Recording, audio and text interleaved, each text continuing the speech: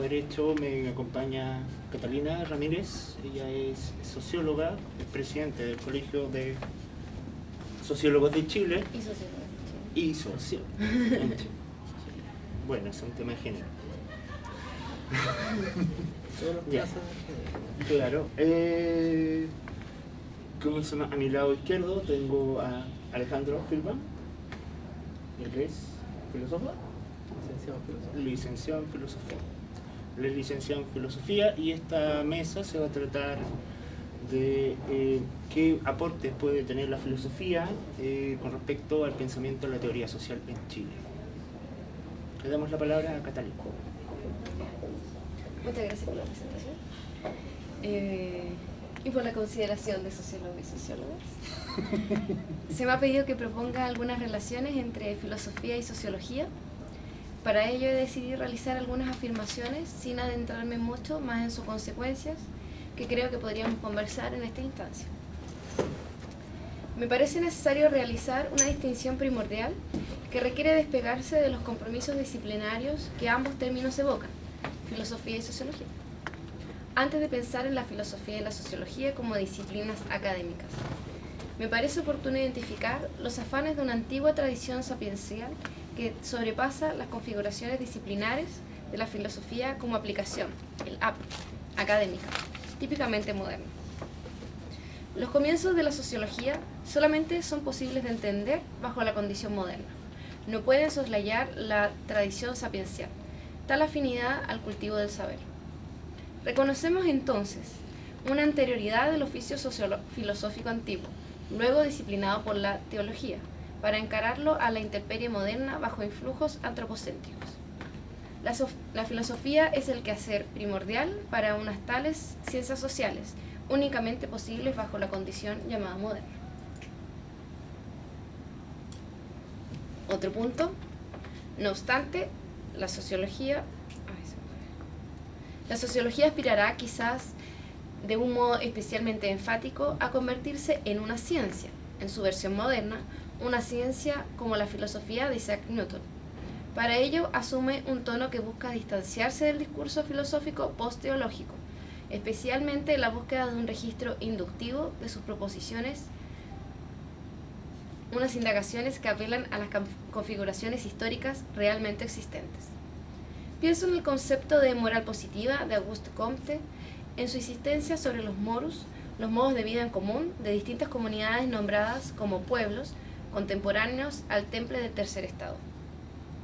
La invitación a estudiar la existencia humana históricamente situada en la contemporaneidad de la fundación de una ciencia de lo social.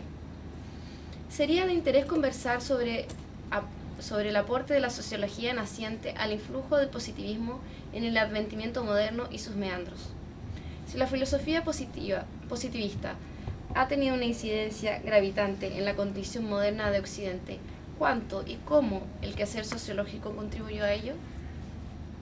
Precisamente, las configuraciones de Émile Durkheim y sus querellas contra Gabriel Tarde constituyen algo distinto al positivismo comtiano, aunque acentúan el afán por constituir una disciplina científica, ahora en disputa con otras disciplinas científicas no físicas, con otras ciencias cuyos objetos no eran naturales.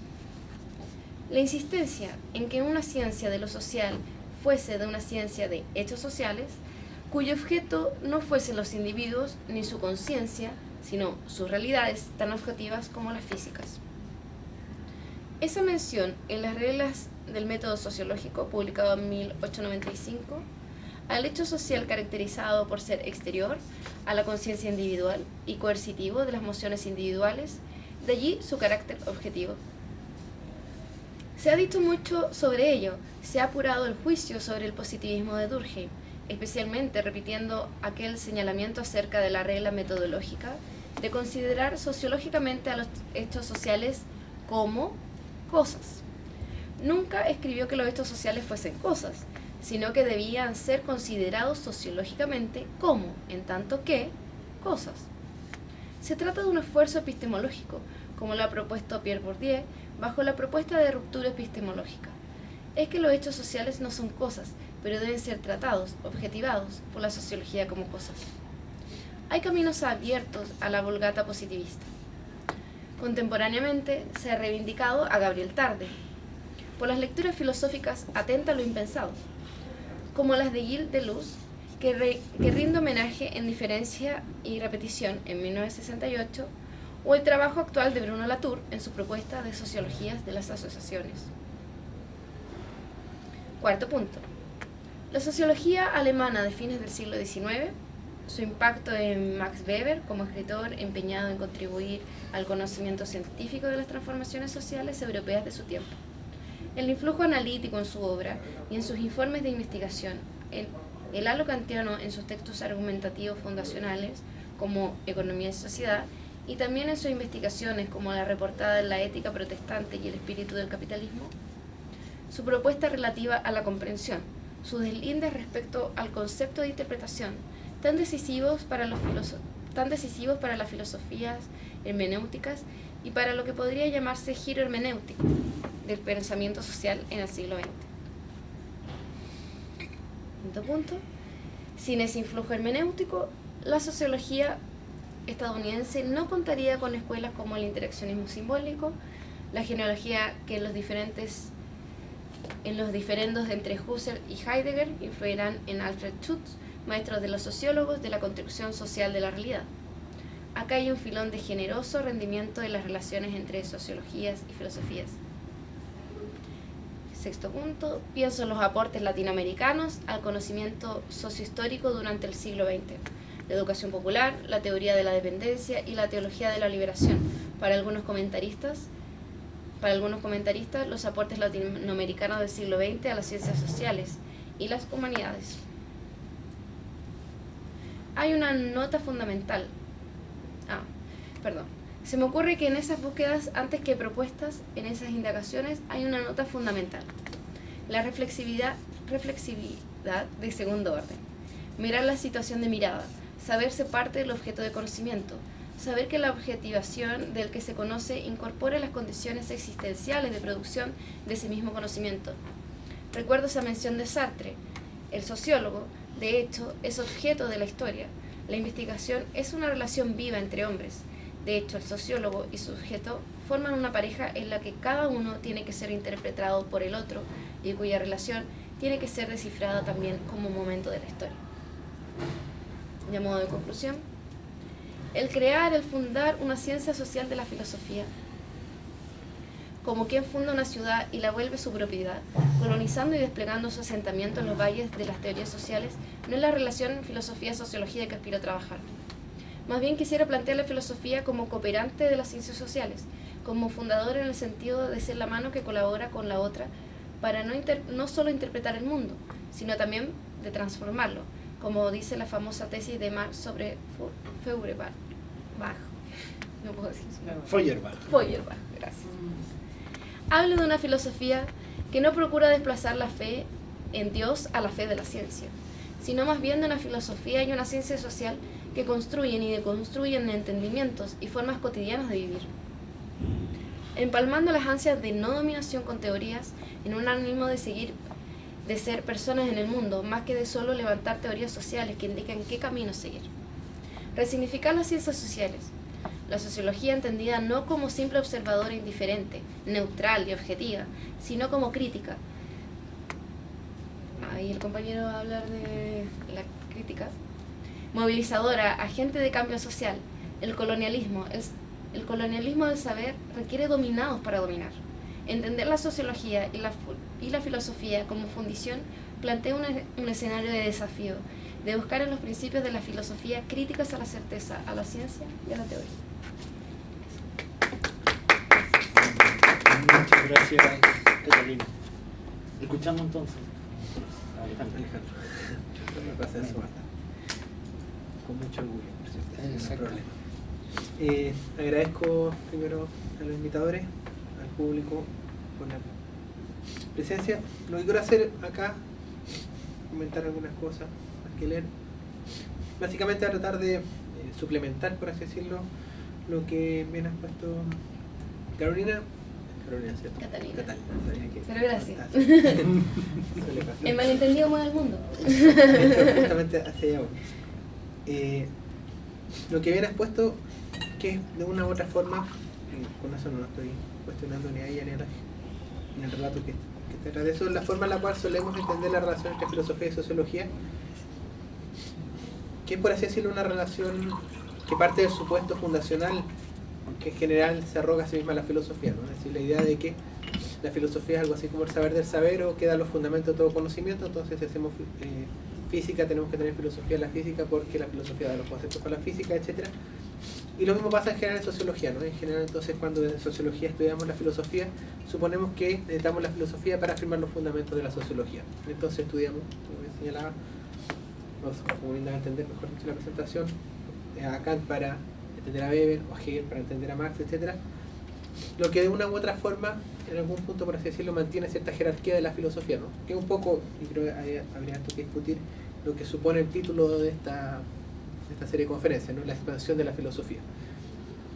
A mí me interesa complementar eso, que creo que obviamente es un trabajo importante de parte de la filosofía, y de hecho creo que buena parte de lo que uno debería interesar en sociología son justamente esas cuestiones. Me interesa suplementar eso, por así decirlo, con el movimiento inverso, ¿no? Es decir, pensar, por así decirlo, qué tránsito puede recorrerse desde la sociología hasta la filosofía. No, por cierto, porque crea que la sociología sea más verdadera que la filosofía, de hecho eso sería mantenerse dentro del discurso metafísico filosófico, sino tampoco creyendo que tiene que no haber distinción entre filosofía y sociología, sino pensando con ciertos autores, y obviamente uno podría traer mucho más acá a colación, que creo que son los autores más interesantes de la teoría crítica del siglo XX, que de una u otra forma están, por así decirlo, en un espacio de tensión entre filosofía y sociología, donde no se diluyen la diferencia, pero sino que, por así decirlo, siempre se está renegociando. Autores como Adorno, por ejemplo, de quien conversaba.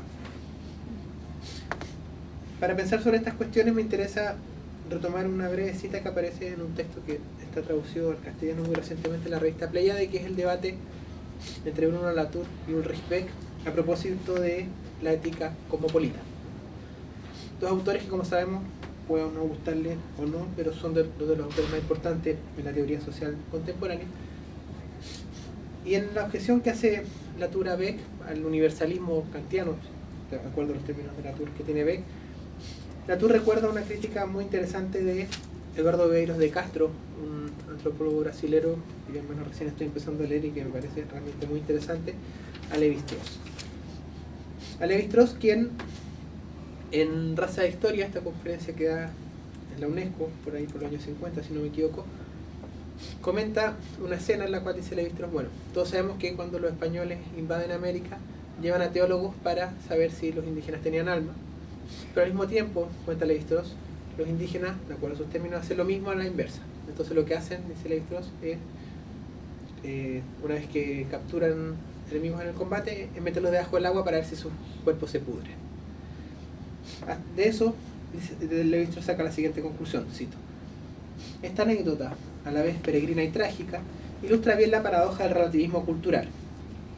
Dos puntos: en la misma medida en que pretendemos establecer una discriminación entre culturas y costumbres, nos identificamos más con aquellas que intentamos negar.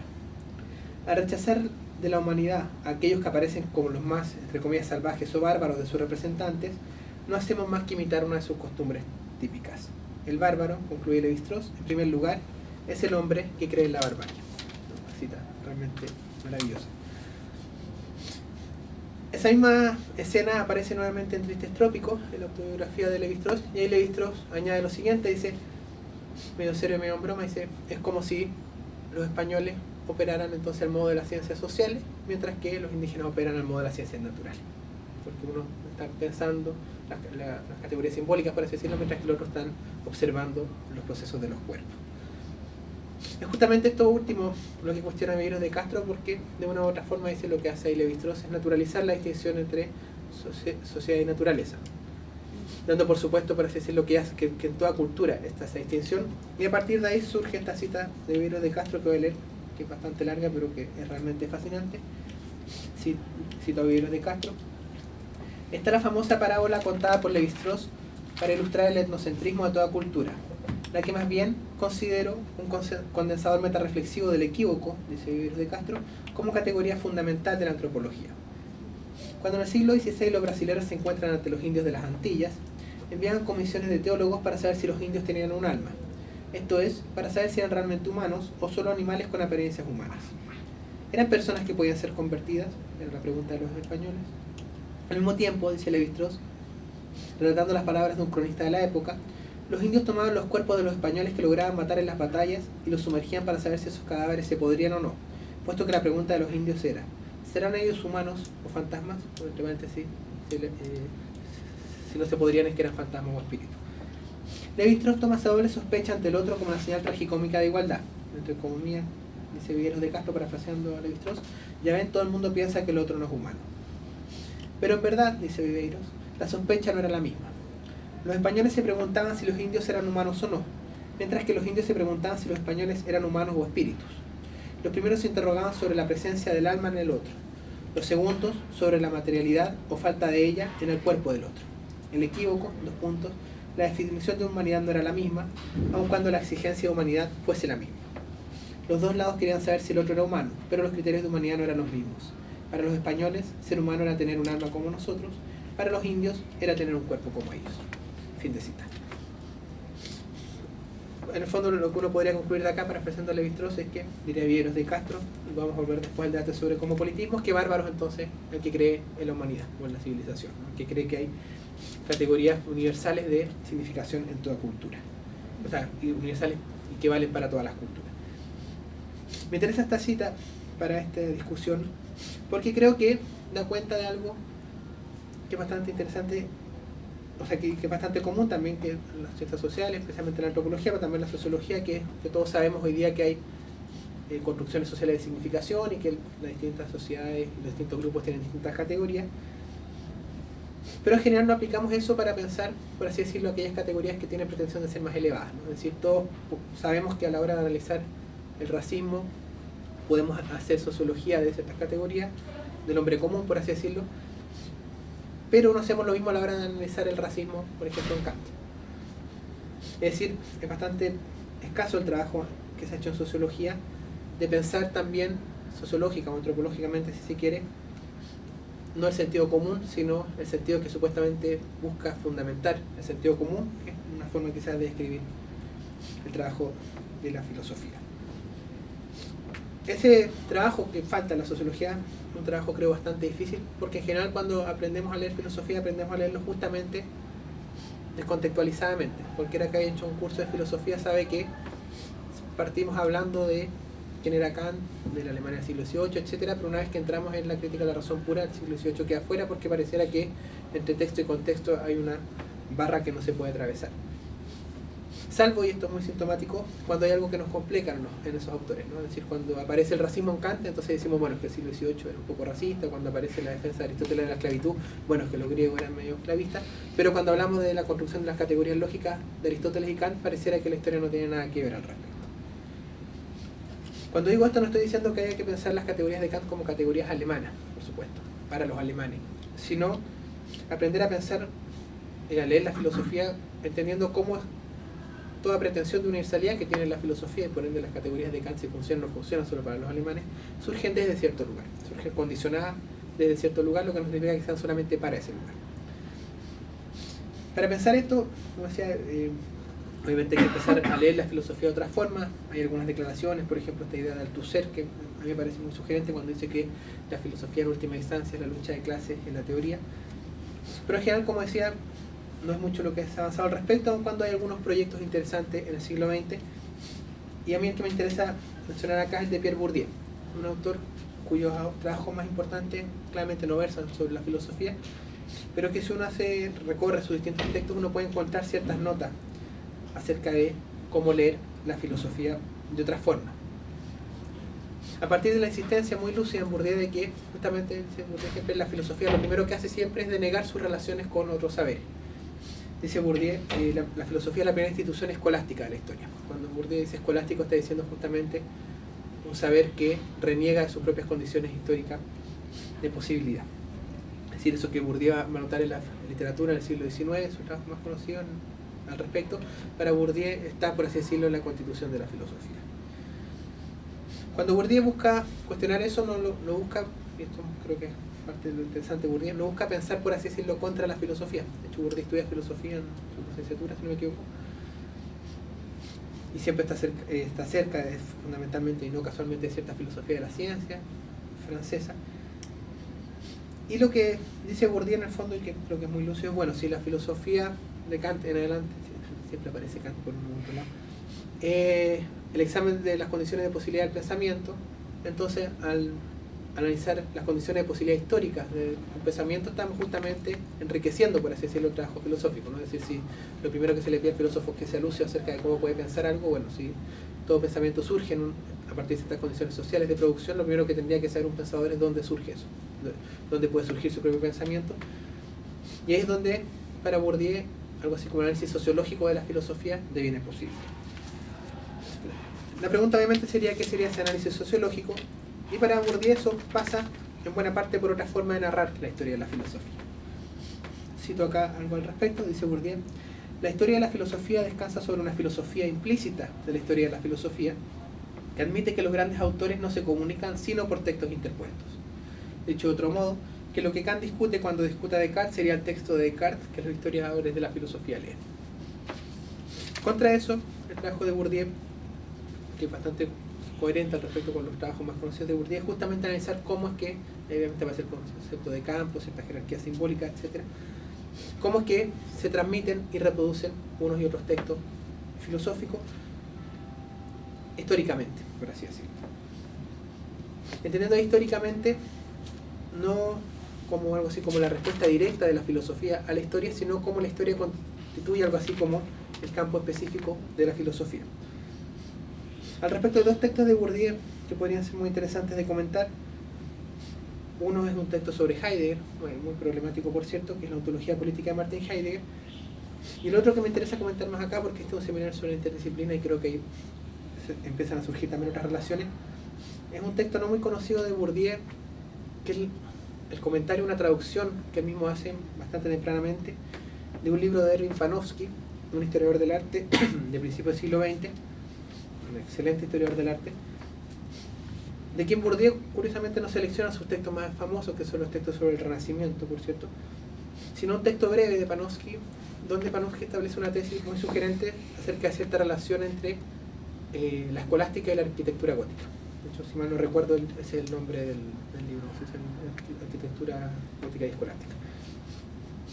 Un texto en el cual Panofsky trata de pensar qué relación puede haber entre la arquitectura y la filosofía, que Panofsky trata de pensar justamente, dice, en el racionalismo, en la construcción de ciertas categorías, dice que está la filosofía como saber dominante de la época y que eso se transmite en la forma de construcción también muy ordenada de la arquitectura gótica. Y ahí dice Panofsky, y esto va a ser fundamental para Bourdieu en general, creo, de lo que se trata es de la transmisión de cierto hábito, ¿no? Palabra que usamos después va a ser quizá la palabra central para Bourdieu. De modo tal que dice Panofsky, para que funcione esa relación justamente no tiene que estar, por así decirlo, el filósofo detrás del arquitecto diciéndole qué hacer, sino justamente en la medida en que el filósofo puede transmitir su saber y lo interioriza ese arquitecto, es que entonces está esa relación. De hecho, el libro termina de forma realmente muy notable cuando Panofsky dice, bueno, a fines de la arquitectura escolástica aparecieron, algún historiador halló que a fines de la época de la escolástica, en un taller de un arquitecto había el libro, de un arquitecto gótico había el libro escolástico. ¿Qué es lo que habría hecho un historiador positivista? Bueno, ahí entonces demostramos esto. ¿Qué es lo que dice Panofsky? Al contrario, ahí es donde justamente ya no funciona esta cuestión. Es decir, cuando tiene que estar, por así decirlo, insistiéndole desde afuera, es que ya no está interiorizado, por ende ya no está el hábito y por ende ahí es donde ya no está esta relación. ¿Por qué es importante eso desde Bourdieu? Aparte de la idea de hábito que es más general en Bourdieu, pero para pensar la filosofía, porque justamente nos obliga a pensar que el rol que tiene la filosofía es justamente de cierta autonomía relativa, diría Bourdieu, es decir, no respondiendo directamente a los problemas políticos de la época, sino justamente la constitución de cierto espacio formal, de modo que se separa de los otros saberes y que desde su especificidad formal puede vincularse con los otros saberes. De modo tal que, dice entonces Bourdieu, a la hora de pensar el carácter social de la filosofía, no hay que ver cómo la filosofía habla, por así decirlo, de la sociedad, sino cómo contribuye a un espacio autónomo de enunciación, por un lado, y es también el trabajo que hace Bourdieu con respecto a la literatura, y por otro lado ver cómo desde desde esa autonomía relativa responde desde su especificidad, que es el trabajo conceptual, la especificidad de la filosofía, cómo de ahí responde a las tensiones de la época. ¿Qué es lo que Bourdieu va a pensar, por ejemplo, a propósito de Heidegger? El texto de Bourdieu es un texto sobre la relación de Heidegger y el nazismo. Y Bourdieu justamente va a decir donde aparece el nazismo en Heidegger no es cuando Heidegger habla de los nazis, no es en el discurso sobre el rectorado, sino en su reacción antikantiana. Porque su reacción antikantiana supone justamente esta reacción conservadora ante el discurso ilustrado de Kant, y ahí donde se cría, por así decirlo, el nazismo en el campo específico de la filosofía. De modo tal que entonces, desde Bourdieu, si uno quiere leer sociológicamente la filosofía, justamente lo que no hay que hacer es lo primero que uno pensaría, ¿no? Que sería ir a ver, bueno, con quién se junta el filósofo fuera de la filosofía, por así decirlo, sino en ese campo relativo, si es que suponemos que existe ese campo, que es una discusión para el caso latinoamericano, pero dentro del caso europeo suponemos que existe ese campo, pero entonces, como ahí, desde cierto redesconocimiento, dice Bourdieu, porque justamente dice lo que hace la filosofía es no decir, o mejor dicho, producir la ignorancia de sus relaciones sociales, pensar entonces la relación con la sociedad. Y en ese sentido, entonces, desde ahí, dicho muy brevemente, uno puede pensar, como decía al principio, cierta relación que, por así decirlo, va de la sociología a la filosofía y no a la inversa. Quiero con esto decir que la relación tiene que ser unilateral desde la sociología a la filosofía, por supuesto que no. Yo creo que es mucho más interesante pensar esa relación de modo bidireccional. Pensando, por ejemplo, volviendo al debate sobre cosmopolitismo, lo que pasa, y pasa siempre, creo yo, con un autor como Latour, que justamente tiene cierta renuencia al trabajo conceptual, ¿no? Que tiene este empirismo bastante bruto, creo. No bruto de ser tonto, sino bruto en el sentido de tratar de ir literalmente a las cosas y todas esas cosas, y todas esas declaraciones a las cuales uno tendría que rápidamente responderle con la crítica a la razón pura o con la fenomenología. Y esto se nota en el debate sobre cosmopolitismo en el caso de Latour, creo, cuando Latour responde a Beck. Dice, bueno, el señor Beck tiene este universalismo que es propio más bien de un orden de la imposición colonial, que supone, como suponía Lévi-Strauss, que todas las culturas tienen ciertas características, aunque no sea el mismo gesto que Lévi-Strauss. Ante lo cual, dice Latour, en realidad lo que tendremos que hacer nosotros como sociólogos construccionistas es tratar de hacer construcciones buenas y no construcciones malas. Es bastante evidente que para hablar de construcciones buenas y construcciones malas tenemos que saber qué es lo bueno y qué es lo malo. Y ahí es donde entonces aparece la necesidad del trabajo conceptual, creo yo. Justamente para este debate, bueno, que es el debate sobre la hospitalidad en algún punto, que creo que es un debate necesario de la filosofía, que tiene que ver justamente con cómo pensar un discurso cosmopolita o cosmopolítico, diría Derrida, que por un lado asuma las condiciones particulares del saber de nuestra cultura, es decir, que asuma que cualquier discurso de la humanidad que busque ser un discurso para toda la humanidad tiene cierta carga etnocéntrica, pero que al mismo tiempo, como dice Butler, asuma la necesidad de sobrepujar más allá de ese límite. Es decir, necesitamos saber que nuestras ideas de lo humano son limitadas, pero necesitamos también saber que tenemos que ir más allá de nuestras ideas de lo humano, porque si no, no hay como política posible. Y en ese sentido, entonces, con esto termino, creo que me pasé bastante en el tiempo. Creo que es necesario, justamente, no solo académica, sino políticamente también, pensar este doble vínculo necesario entre filosofía y sociología, por ejemplo, para este debate, ¿no? Para asumir, por un lado, el carácter histórico de nuestras categorías conceptuales, y para pensar también en la necesidad de elaborar desde esa noticia otras categorías conceptuales, siempre por venir, por así decirlo, que permitan entonces pensar las formas de lo humano más allá de una u otra humanidad conocida. Muchas gracias. Un aplauso que tiene Alejandro. 5 minutos para poder contraargumentar o para poder aportar a la discusión. ¿Desde ahí?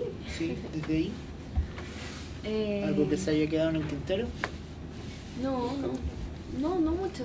Es que abarcó muchos puntos también. No podría detenerme en todos. Por eso mismo. Imposible. Pero uno que te parezca. Agradezco a Alejandra los aportes.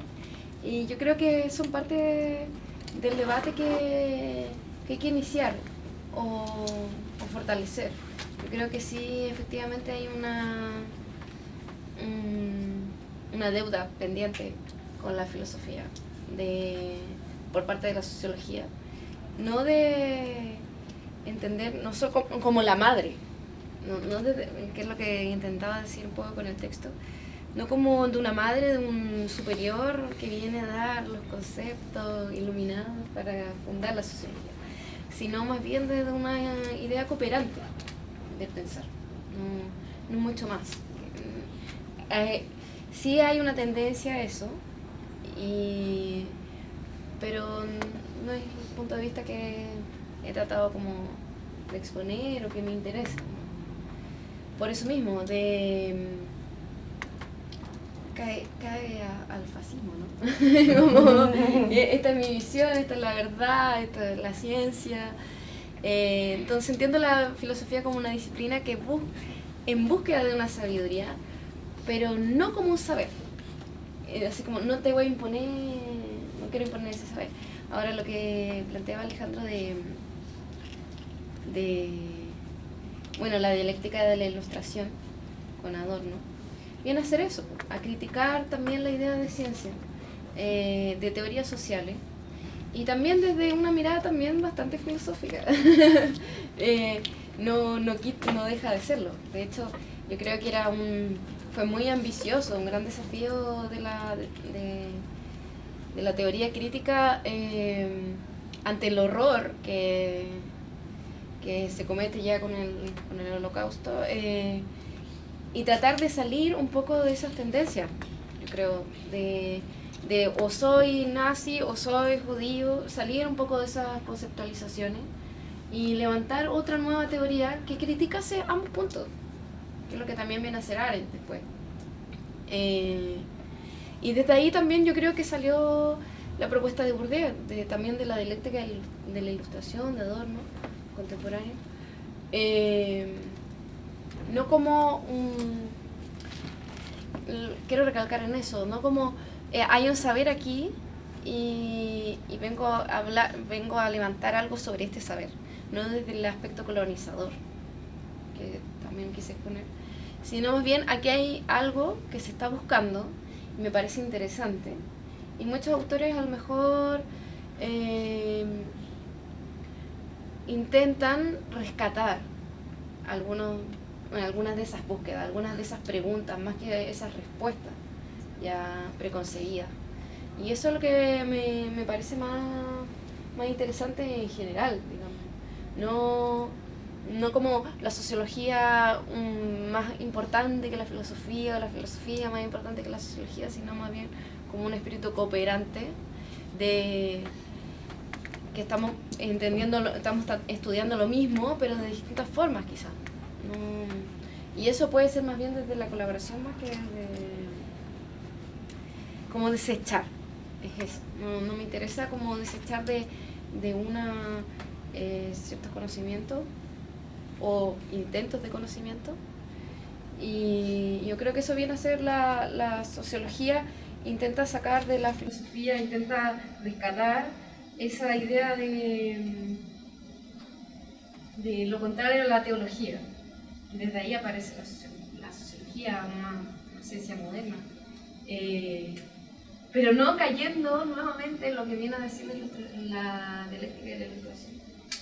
En ese traspaso de la ciencia como un dios, sino más bien una ciencia que no desplaza en un dios ni tampoco en un dios de la razón,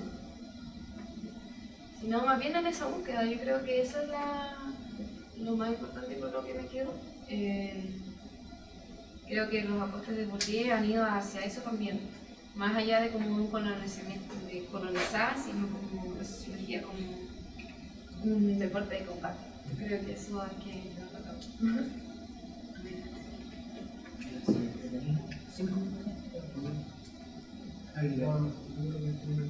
Que a lo mejor sí. Yo igual tengo un comentario y una pregunta. Comentar igual, por ejemplo, siguiéndome un poco más lo que decía Alejandro, hay un corpus teórico del posmarxismo, básicamente, que es Laclau y Zizek como principal exponente, que toman esta idea de la imposibilidad de lo social, y que yo creo que igual viene a romper un poco con esta idea del hecho social durkheimiano, es decir, si algo existe o al menos está ahí afuera, este autor plantea la idea de que no hay nada, siempre hay intentos de hacer algo, de que la sociedad se constituye, pero nunca se logra constituir.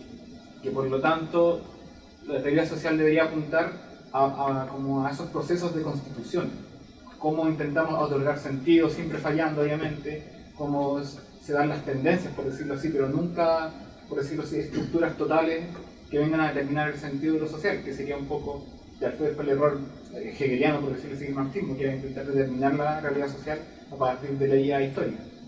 Entonces yo creo que, claro, también en ese como punto también aportando a la descolonización del saber, a incluir temas como la raza, el género, la clase nuevamente, por decirlo así, en esta como nueva forma de pensar en lo social. Igual se condice mucho con Bourdieu, se condice mucho con tal vez Latour, pero con otras orientaciones, pero al final este construccionismo siempre está como intentando pensar que se pueda de alguna forma articular lo social, pero nunca llegar a un punto límite o un punto final, porque de alguna forma ese punto final, y creo que, no sé si estoy planteando bien desde CICE, si se llega al punto final se pierde el sentido, se pierde, bueno, aquí estamos, no hay nada más, y se acaba lo social básicamente, sería fome para nosotros como que estamos en la disciplina. Se acabaría la historia. Claro, fin de la historia. O sea, que al fin de la historia. Y yo creo que Dejaríamos hacer sociedad. Fukuyama lo dijo hace unos años y no se acabó la historia. Y bueno, y eso era. Y luego la pregunta que, bueno, así como a nivel de campo sociológico, porque yo soy estudiante de sociología, me nace cómo desde esta relación filosofía, sociología, un poco de pensar las cosas como no determinada, abierta, siempre al diálogo, a la crítica particularmente, cómo trabajar como el lado, por decir así, que hoy en día es como más positivista, es decir, la sociología cuantitativa, basada en la estadística, hasta qué punto es como, por decirlo así, un antagonista o enemigo de esta tarea. No sé, se las dejo abiertas a los dos si quieren responder. ¿Cómo lo ven ustedes? ¿Quieren responder? ¿Quieren responder todo? Lo primero era Alejandro, parece, y lo segundo no, no sé. No, la última pregunta para los dos. Ya, Ojalá la segunda no fuera... Saco sin determinar que llamamos historia. Eso es lo primero. Sí, bueno, obviamente si uno hiciera un seguimiento más largo de estas discusiones, porque era más largo, más contemporáneo, obviamente ahí creo que la Clau y Zizek si eran autores interesantes, especialmente por un punto que mencionas que, por así decirlo, vienen y en eso quizás la radicalidad es mayor que cualquiera de los autores que mencioné anteriormente, a cuestionar la posibilidad de una sociología, ¿no? Si no existe la sociedad. Es complicado, o hay que repensar qué entendemos por sociología, y obviamente es una pregunta interesante y no es casual al respecto, no solo por eso, por supuesto que quizás sean autores que en sociología se han estudiado bastante poco. También quizás porque creo que quizás habría que entrar a leer con más atención a los autores, en el sentido de que la imposibilidad de lo social de los autores, que como el eslogan, ¿no?, de la Clau, no lo digo efectivamente, por supuesto, yo creo que es una idea muy, muy interesante. Aparece una dimensión siempre política, bueno, porque se piensa fundamentalmente la sociedad como una sociedad o como un orden de dominación, por así decirlo. Pero no sé si desde ahí habría que preguntar, sinceramente, no sé. A la hora, por ejemplo, de hacer sociología económica, podemos decir que la sociedad no existe. No sé. O sea, en última instancia sí, porque uno podría decir, y eso es justamente lo que hace bien la Clau en otros textos, bueno, que las relaciones económicas son también relaciones políticas, y entonces, pero en el fondo, si uno, pensando en la pregunta quizá más concreta, que hace que es muy interesante y bastante difícil de pensar, quizás de, bueno, cómo uno podría hacer, por ejemplo, sociología económica a partir de ese supuesto, bueno, quizás uno, ahí tendría que poner entre paréntesis, quizás el hecho de que la sociedad no existe, o tratar de mostrar a partir del antagonismo en aquellos campos en los cuales creemos que la sociedad sí existe, que no existe, no sé. Pero claro, efectivamente creo que son autores interesantes para pensar esto porque justamente nos obligan a cuestionar el supuesto mismo de la ciencia en la sociedad que existe la sociedad. Y que por lo mismo resulta interesante pensar justamente contra, por ejemplo, el paradigma de Luhmann, que hoy día quizás puede ser el paradigma más, o incluso el de Habermas, que supuestamente vendría siendo una versión más progresista, pero que parten del supuesto de que existe algo así como la sociedad y que uno puede empezar de forma lúcida, por cierto, en esos autores, no siempre quienes los siguen, pero en esos autores sí, a distinguir dónde está la sociedad, de qué forma, en qué subsistema, etc. Eso. Con respecto a lo segundo, una pregunta aún más compleja y con lo mismo aún más necesaria.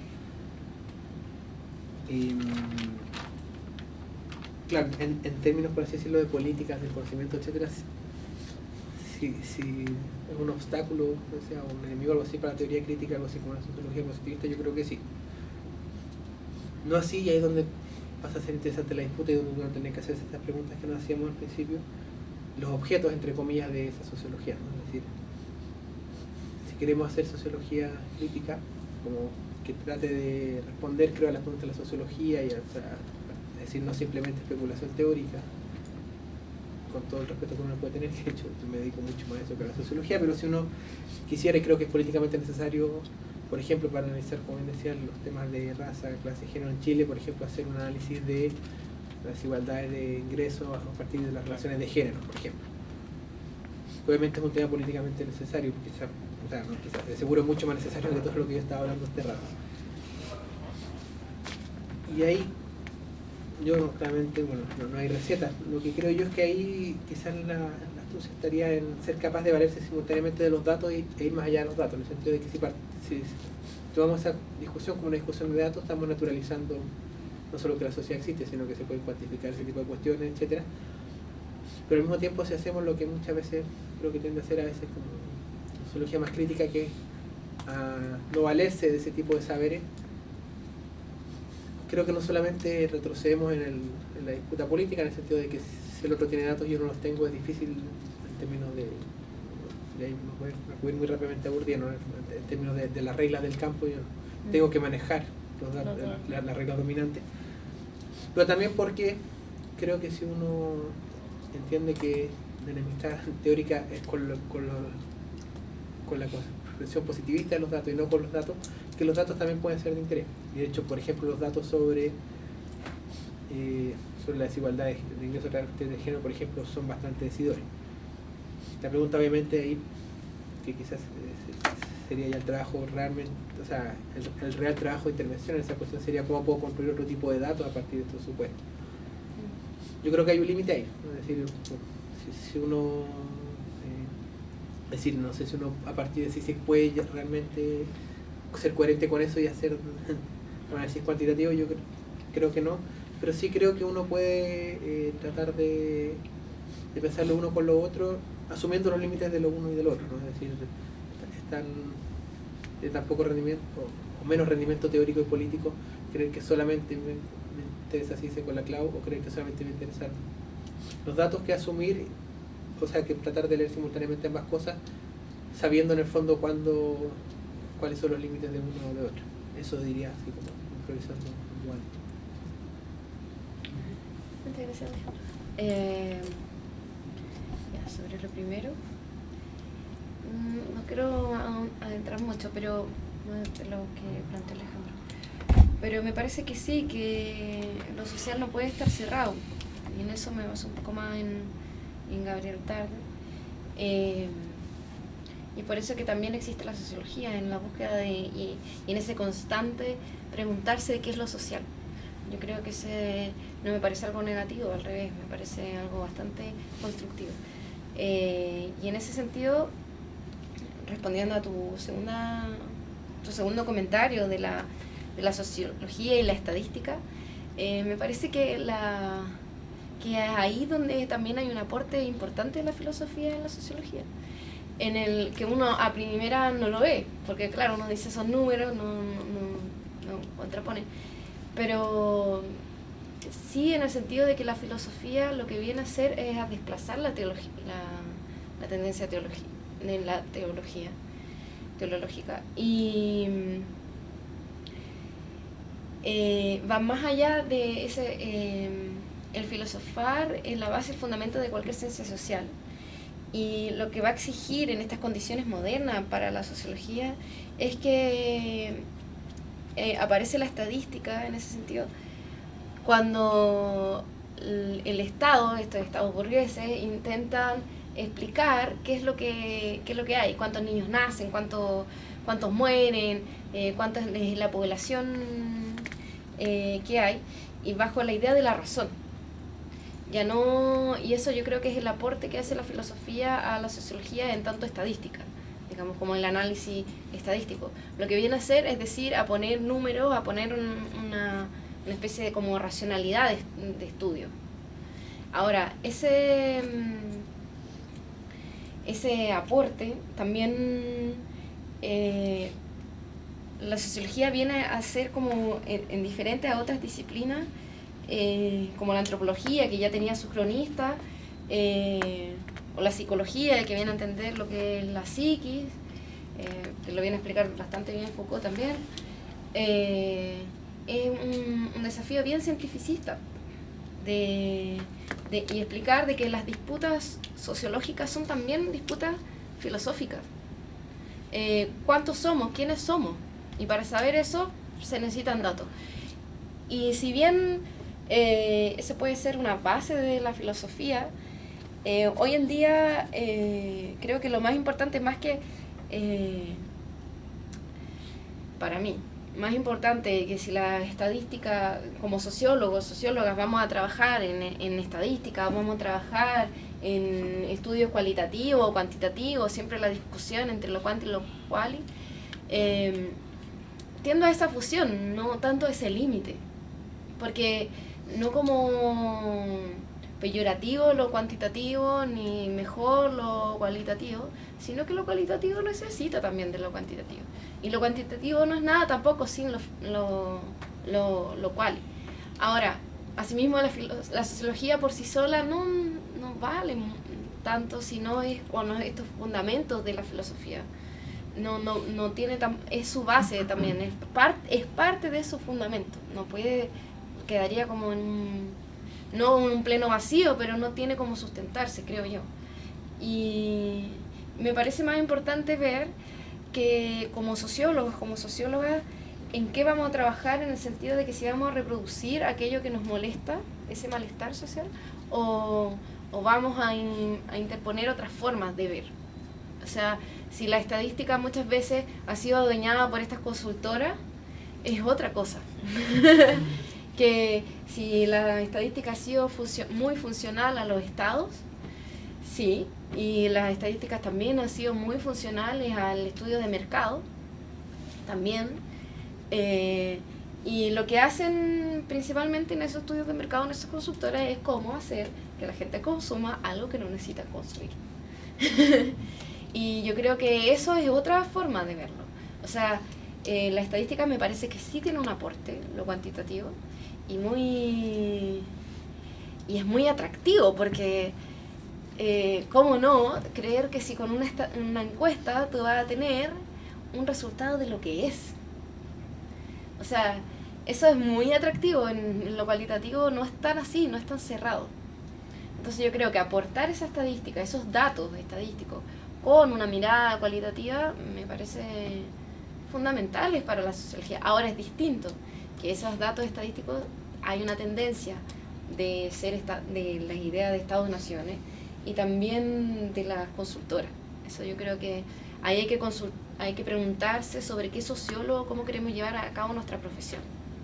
O sea, tú puedes ser parte de una consultora que hace otro tipo de estudio, o lo mismo, necesitamos saber cuántas mujeres sufren de violencia intrafamiliar, y para eso primero tenemos que consultar cuántas son. Y así también hacer un diagnóstico cualitativo, y podemos ir metiendo teoría y ir analizando y escuchando, poner oído a lo que se dice. Pero no me parece excluyente. Más bien, a modo de resumen, me parece un desafío que habría que levantar. Gracias. No sé si alguien quiere decir algo. No. Antonita. Sí, estaba pensando acerca de los estudios cuanti y quali, porque siempre ha sido un problema dentro de lo que es las ciencias sociales y la investigación, por los paradigmas, cómo se construye el conocimiento. Entonces, y sobre todo cuando uno tiene se crió en un ambiente un poco tendencioso marxista-leninista.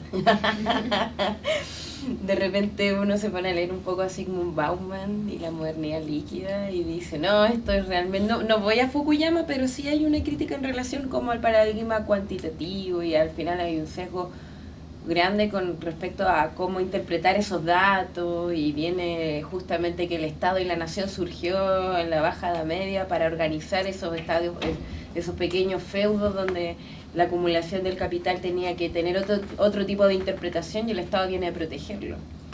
Entonces uno ahí dice, si el Estado nació para proteger a los pequeños burgueses, ¿en realidad valdrá la pena entonces seguir esa línea de interpretación? Entonces, claro, yo también estoy de acuerdo contigo que no es culpa del método. Pero o sea, yo creo que también Marx lo que hace es un estudio matemático y también demográfico y estadístico de lo que también está sucediendo. O sea, yo creo que desde ahí, ¿no? Yo creo que eso también es una deuda que le debemos a la filosofía, de entender de que eso también es una herencia de la filosofía, la interpretación es científica. Claro, la interpretación científica, que es lo que viene a hacer la sociología, a decir, vamos a hacer una ciencia. Y claro, los estados burgueses lo que crean es la demografía, pero ese puede ser utilizado de distintas formas.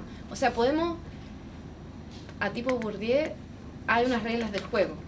Nosotros también podemos jugar las nuestras. O sea, si ya sabemos las reglas, veamos qué juegos podemos hacer y cómo reinventar esos juegos también.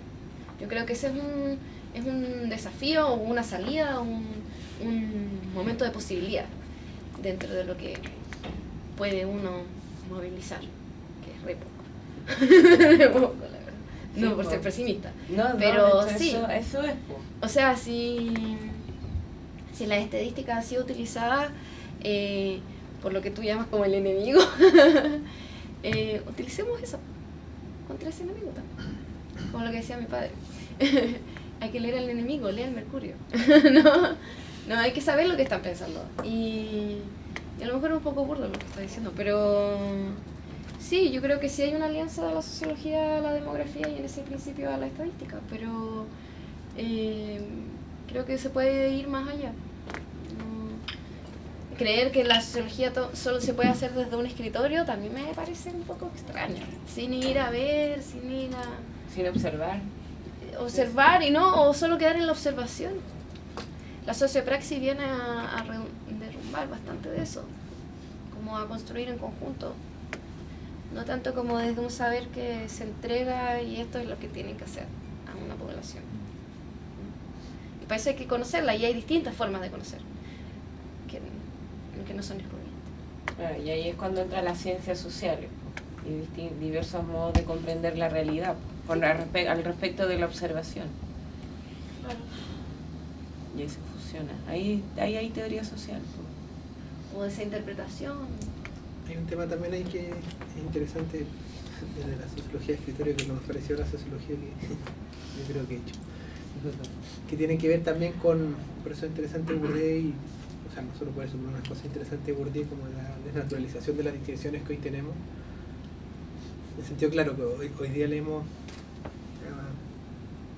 podemos creer que sabemos con mucha claridad cuál es la genealogía de la filosofía, la de la historia, la de la literatura, etcétera, que son distinciones bastante recientes y que se basan, por eso me interesa esta cita de Bourdieu, es cierta narración prospectiva que reinventa lo que puede ser, por ejemplo, la sociología. Y eso creo que es interesante si uno piensa no solo quién quedó dentro de esa narración, por así decirlo, sino quién quedó fuera, ¿no? Hay autores creo que a mí al menos me parecen sumamente interesantes, como Montesquieu o Tocqueville, desde los cuales uno puede pensar algo así como otra relación entre, o sea, por un lado otro tipo de escritura, mucho más ensayística, en algunos pasajes, especialmente Tocqueville, y otra forma de observación, ¿no? Creo que el caso de Tocqueville es particularmente interesante, bueno, porque primero está la cuestión del viaje, entonces hay un tema que tiene que ver con la construcción de categorías a partir del desplazamiento. Bueno, ahí es bien interesante lo que mencionaba, por ejemplo, a propósito de Tarde, ¿no? Un autor que lo toma Deleuze, que después retoma Latour y que dentro de la narración canónica de la sociología queda fuera. O Spinoza. Bueno, o sea, claro, si uno va más Podríamos atrás- hacer un seminario de los excluidos. Porque no están en la No, pero incluso, bueno, más allá que Spinoza... No, Espinosa quizás y más- Birno, Pablo Sí, Birno. sí. Sí, no, o sea, bueno, de hecho Spinoza, especialmente en la filosofía política, hay una recuperación bastante grande, pero incluso siendo incluso más cautos, aun cuando lo ideal es no ser cauto, por supuesto, con respecto a estas cosas, uno puede pensar en Simmel, ¿no? Un autor que es También. realmente notable en discusiones muy exigentes de la sociología, pero que tuvo la gracia o desgracia, quizás la quizás fue tan alto su pensamiento que no hay una escuela simeliana, por así decirlo, en el siglo XX, y entonces no hay ningún curso donde metan a Simmel, entonces al menos en esta universidad donde los cursos de sociología se arman así más o menos rápido, como en cuál de los 3 o 4 cursos puedo meter a Simmel, bueno, ninguno, entonces queda fuera. Y el caso de Simmel no es casual porque Habermas, por ahí no recuerdo bien la frase, pero decía algo así como que analizó filosóficamente la sociología y sociológicamente el pensamiento, algo así, no sé, pero en el fondo es un autor que está muy claramente y muy lúcidamente situado en la relación entre filosofía y sociología, y claro, en general cuando partimos de la base, bueno, de que está Comte, después Marx, Durkheim, Weber, y después ya mitad del siglo XX queda fuera. Y el problema de quedar fuera no es no que somos más tontos porque no leemos un autor inteligente, que ya es un problema, sino que además naturalizamos ciertas formas de hacer sociología que no son las únicas posibles, ¿no? Y el caso de Simmel también es muy interesante porque en buena parte de su trabajo, y creo que para mí al menos lejos lo más interesante, son ensayos. No este ensayo sobre el viajero, el ensayo sobre el extranjero, no este ensayo rarísimo que tiene sobre las asas de las tazas de té, que no solo son muy fascinantes intelectualmente, sino que además justamente permiten pensar como sea, otra relación entre la filosofía y la sociología, o entre el sujeto del conocimiento, etcétera, de modo tal que esa como reinvención o ampliación que bien se menciona acá de los límites de las ciencias sociales, creo que no solo pasa por inventarse otro futuro, sino que, o mejor dicho, que parte de esa invención de otro futuro tiene que ver con reimaginar o renarrar ese pasado del cual supuestamente algunos autores quedan dentro y otros quedan fuera. Eso diría. Qué bello ejemplo. ¿Cómo? Qué bello ejemplo, no. Es que sí, es bellísimo. Sí. Sí, a mí me pasaron Simmel en la universidad. No, sí, Pero- No lo he leído, Pero- pero me dieron ganas de ir a buscar algo sobre... No, es que me gustó mucho. Ando vendiendo. Ah, ¿en serio? Sí, no, yo decía Espinosa por el término No, de sí. pueblo o multitud. Claro. El que gana es la idea de pueblo. Entonces, Claro, bueno, que en hay- estas luchas como políticas, ideológicas, teóricas, siempre hay uno que pierde. Y a veces no es porque no sea más inteligente la postura del otro, sino que también son posturas de, no sé, de clase, de dominación. O sea, la postura que gana es pueblo. La que gana en otro será en otra. Pero... No, claro, ahí de hecho, es que se salió todo el baile bien interesante de Durkheim, como Durkheim para construir la separación entre filosofía y sociología, reconstruye cierta tradición filosófica en la cual Rousseau es su antecedente, ¿no? Porque obviamente Claro. entre Spinoza y Rousseau la noción de sociedad es bastante distinta y efectivamente ahí la noción de sociología que pueda surgir de uno o de otro, por lo mismo va a ser muy distinto, ¿no? Hobbes, Rousseau. Claro, como esa tradición dominante, si quieren, de filosofía política moderna.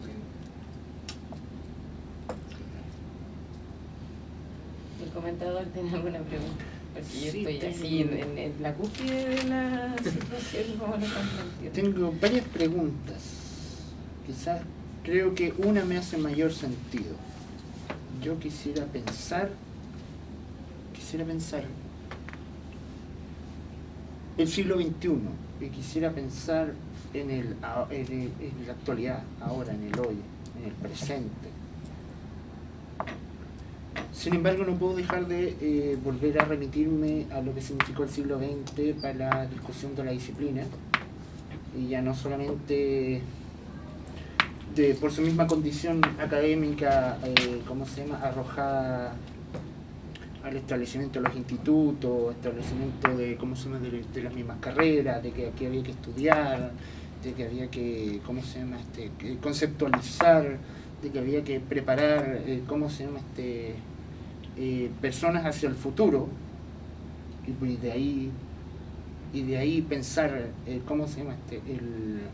conflicto que eso provocó, ¿ah? que la Católica tuviera un proceso de de reforma en la década del 60, y todos sabemos lo que ocurrió ahí, lo que ocurrió en la Chile, posteriormente, quisiera pensar en ese mismo debate del conflicto que significó, de la lucha política, académica, filosófica, el siglo XXI. El siglo XXI. Cómo desde ahí podemos construir una teoría social o una nueva teoría hacia la acción. Más que solamente pensarlo aquí como un mero dibujo teórico de cómo se llama academicista. Eso sería como que más mi pregunta da más sentido. ¿Para los dos? ¿Para alguno en particular? La dejo abierto. ¿Respondo o responde? No sé, no sé si quieres, perdón. A ver. Pero no sé si no la comprendí del todo, pero como quizás Pensar, cuál sí. sería como el desafío Sí, el actual. desafío actual, claro.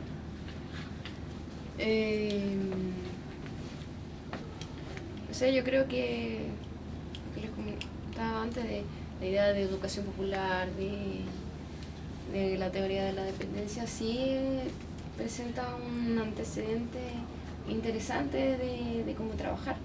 Ahora, no sé cómo, qué es lo que ha levantado que ciertas universidades o la universidad en general en Chile se constituyan de una forma específica de trabajo, ¿no? Como más bien desde el escritorio, bien desde la observación, pero no sé, no veo cómo eso responder cómo es lo social hoy en la actualidad. No sé si eso responde completamente o sea, creo que las universidades y estos saberes y estos académicos sí influyen mucho en cómo vivimos, pero no creo que sea del todo. O sea, sí siempre van a haber pensantes que van a traer sus teorías y las van a poner en la práctica, los Chicago Boys. O sea, ¿qué más práctico que eso? La teoría en la acción misma, ¿no? Exactamente. Yo creo que más bien hay que preguntarse qué acción queremos hacer, qué teorías queremos, si es que hay una posibilidad de decidir.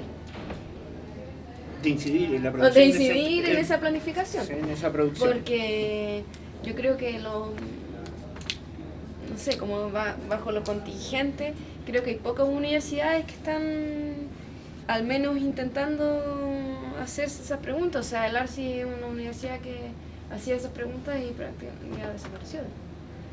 Van quedando re pocas. Como basándose como en una institucionalidad, ¿no? Porque yo creo que sí siempre van a haber grupos o personas interesadas en contraponer la teoría dominante, ¿no? Ahora, ¿cómo hacer de ello lo dominante? Al contrario, no tengo como una respuesta clara, no sabría cuál es la receta, digamos. Más allá de a lo mejor como académico, como... No en el sentido, o sea, no en el sentido de pensarlo solamente desde lo académico, desde lo disciplinario, sino que pensarlo desde la acción misma.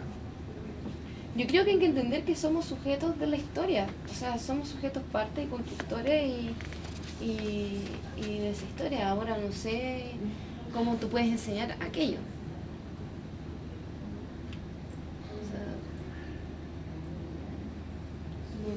Me sobrepasa, creo que no es parte de O sea, ¿qué es lo que ¿por qué yo hago la pregunta?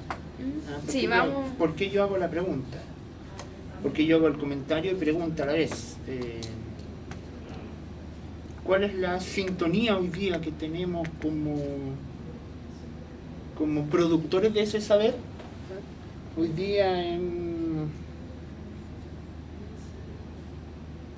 en nuestro espacio local, en nuestro espacio comunales, regionales, llámenselo en nuestra vida cotidiana, cómo producimos ese desafío, que era esa conexión, o sea, entendiendo que nosotros, que el siglo XXI, o sea, el siglo XX se constituyó en esta lucha política de la ciencia,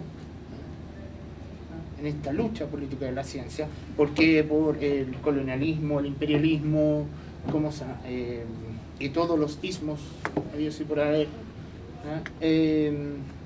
No con eso no estoy diciendo que sea una cosa mala, entendiendo desde ese pasado que nos convirtió como disciplina en esa lucha, en ese conflicto. Hoy día se puede hablar de teoría social parcial. Creo que no está terminado, es una lucha constante. No creo que esté cerrado la forma de cómo hacer teoría y de qué hacer de esa teoría. Está sumamente abierto. Ahora, los sociólogos en general, no están muy ahí. No están muy presentes en eso que dices, lo local, son re poco. O sea, lo que en general lo que ha hecho el capitalismo es quitar esa idea de teoría, como pasarlas como una segunda importancia. A mi modo de ver, porque la gente está preocupada como más desde lo individualismo, ¿no? Así como cómo yo logro tener una casa, cómo yo logro y da lo mismo la forma, o sea, sino más bien hay que competir. Entonces eso juega en contra de levantar teorías y que esas teorías tengan un público, porque tú podés tener muchas ideas, pero ¿cómo hace que otros Por eso, aquí me hace juego el plano cultural, que papel cumple la tradición aquí. Por supuesto. ¿Qué papel cumple la tradición? La tradición. Claro, la tradición en la conformación de de esta nueva cultura, que es la cultura más dialogante, más comunicativa, más de reconocer los aportes que puede entregar cualquier otra disciplina. Necesitamos de la filosofía, necesitamos de la sociología. Ya no pensando en una cosa así como llamaría a ver nuestros profesores como una cosa así de monismo a monolítico, y pensar todos de una misma forma. No desde la homogenización, pero sí desde algunas tendencias claras. Yo creo que eso, como llevándolo a Chile y a la sociología, es que se necesita de la filosofía, de la sociología, muchas veces han sido herramientas para movimientos y no solo para tener una base teórica y ideológica, y es por eso, al saber que se necesitan de aquello, se han suprimido esos saberes. O sea, piensa ¿qué tantos sociólogos tenemos? Los sociólogos que tenemos ahora, sociólogos y sociólogas, son súper pocos. Son de hace unos 10 años atrás. O sea, la dictadura desapareció, mató, sacó a un montón de sociólogos. Entonces, por ejemplo, el mismo que tú me decías, presidente del colegio, crear de ahí una institución de algo ha sido súper difícil. No tenemos sociólogos mucho antiguos, no existen. Tenemos una lista inmensa la sociología desapareció de las universidades, de los planes, que no se estudie más sociología. O sea, si tú eras sociólogo, eras perseguido, o sea, para ser así ya de lo más concreta. Entonces, se tachó peyorativamente también la labor de la sociología, que también es mucho más que eso. Y de ahí es súper difícil levantar algo, o sea, recién nos estamos levantando como disciplina en Chile. Estamos súper perdidos, no es lo mismo que la psicología. No es lo mismo, se siguió impartiendo, no se persiguió a esos profesores, no se les mató. Entonces es bien distinto pararse desde ahí como disciplina, cuando no ha sido incluso hoy, o sea, si los cabros que salen a marchar eres sociólogo, el caso Bomba era un sociólogo, el cabro que estuvo en México era sociólogo, no es baladí. Ser sociólogo es peligroso. Es sumamente peligroso. ¿Peligroso para quiénes? Por eso, pues, por crear una teoría que muchas veces va en contraposición a lo que hay actualmente. Y desde ahí es súper difícil levantarse, me parece. No sé. Tratando de responder, bastante amplia, pero yo al menos lo que diría, de ahí, Gramsci como siempre, el copiloto. Creo que al menos lo que pensaría yo es la necesidad de tomarse simultáneamente en serio tanto el trabajo académico como el trabajo político. Creo que generalmente lo que pasa es que tenemos cierta voluntad, por así decirlo, académica de decidir políticamente. Y eso es un error, creo, en el sentido de que, o sea, eso es cierta ingenuidad que por un lado nos lleva a pensar que puede haber una relación directa, por así decirlo, entre la teoría y afuera, ¿no? Entonces, claro, si la pregunta es ¿qué le puede decir nuestra teoría a la Junta de Vecinos?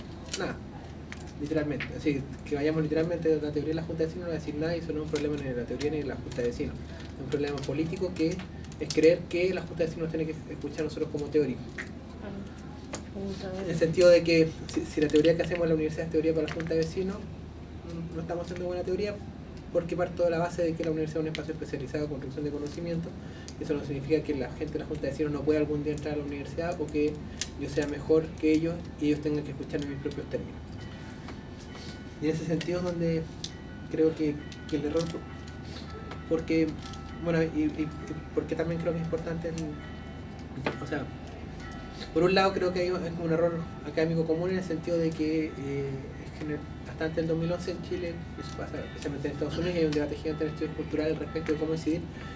En general en Chile, hasta antes del 2011, al menos ser de izquierda, en buena parte era ser un académico. Entonces, universidades como el ARCE tenemos gente con vocación de transformación social, etcétera, pero que no tienen una incidencia política. El problema no es que hagan teoría crítica, es que crean que la teoría crítica es la única forma o que es una intervención suficiente en el campo de lo social.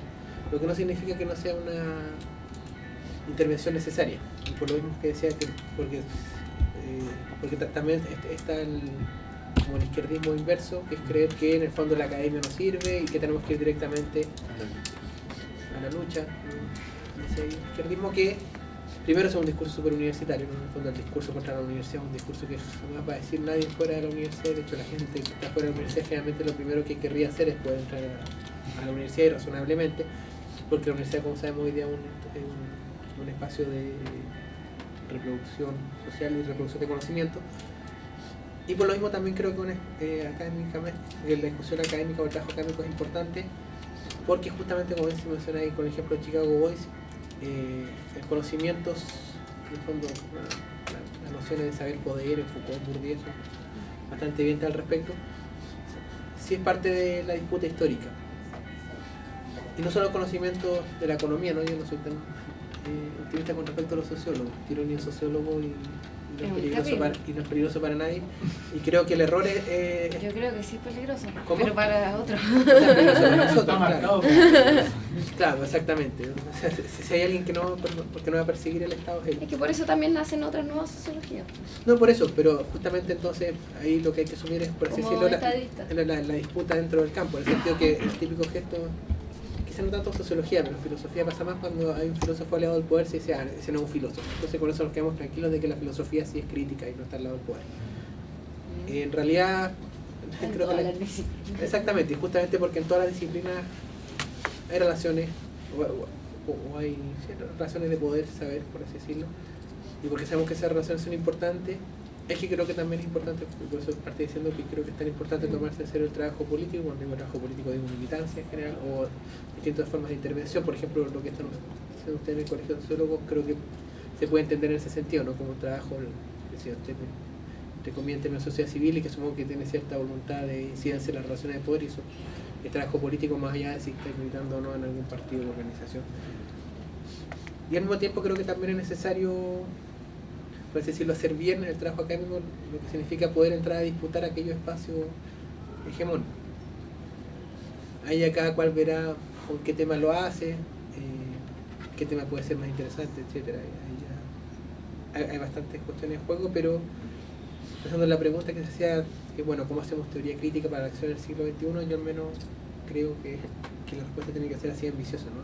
Pensar que una teoría crítica no es directamente una teoría que se haga a partir de la investigación-acción, etcétera, sino que fundamentalmente un trabajo académico en el sentido más convencional, que es lectura y escritura, pero entendiendo la necesidad de construir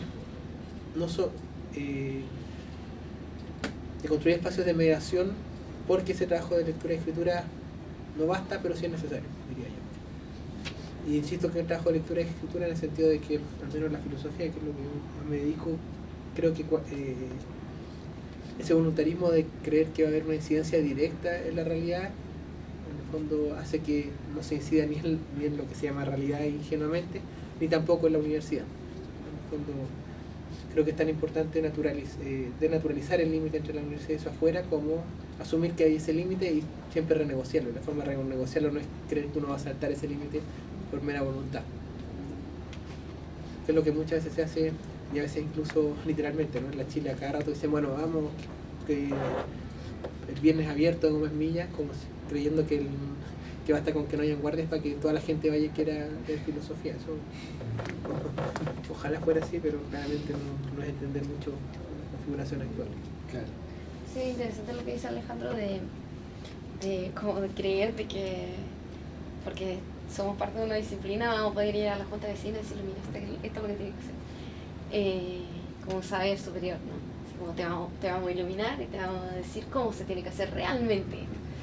Yo creo que eso es escaso, no se da tan así.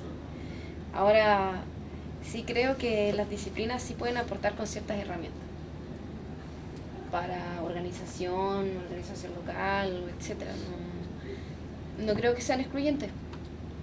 O sea, creo que pueden haber sociólogos, pueden haber filósofos, pueden haber historiadores en ciertos movimientos sociales, y si es que los hay.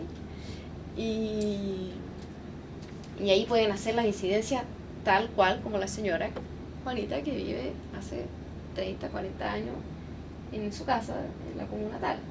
O sea, no creo que sea más interesante lo que pueden hablar este o el otro, pero sí creo que pueden colaborar. Eso no quita de ser. O sea, ser parte, entender de que a lo mejor, si bien podemos ser académicos o podemos ser profesionales, estamos insertos en un mundo que es político, que se mueve, que no... Ahora habrán algunos que se quedarán en su casa, me parece bien. Hay otros que saldrán, me parece bien también. No voy a poner mi moral sobre aquello, pero también creo que es nefasto las dos acepciones. Creer que por ser parte de una disciplina uno se va a restar de movilizarse, a también creer de que uno va, porque no va a servir de nada, a creer también de que se la sabe toda y que va a imponer una forma de funcionar que a lo mejor no tiene nada que ver con esa comunidad X. Creo que es ahí el filo que es súper difícil de mantener incluso, porque a veces cuando hay organizaciones que te piden a ti que vayas a decir y a cómo solucionar el problema, y uno no tiene las soluciones, o sea, la sociología no puede responder a todas las preguntas. Se hacen en conjunto y se responden en conjunto, y a lo mejor no se responden. Eso. Yo no tengo nada más que agregar, sino más que agradecerle a ustedes dos la instancia que se dio del debate. Esperamos volver a encontrarnos en una próxima oportunidad. Arriba estamos invitados a un café para terminar ahí a terminar ahí el diálogo, por si quiere. Bueno. O iniciar.